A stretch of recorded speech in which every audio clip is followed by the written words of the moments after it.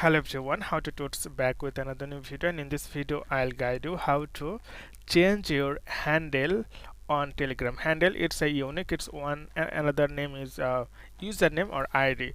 So click the search box, then type the name Telegram, then you'll see here Telegram application desktop.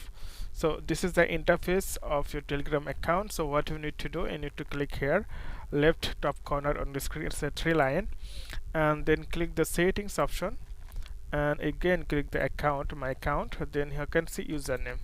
So it must be unique name, then you have to remove your name, then you can add your, this username is too short, so you have to give 5 character. So once you see this username is available, this text, it means that you can continue with this username.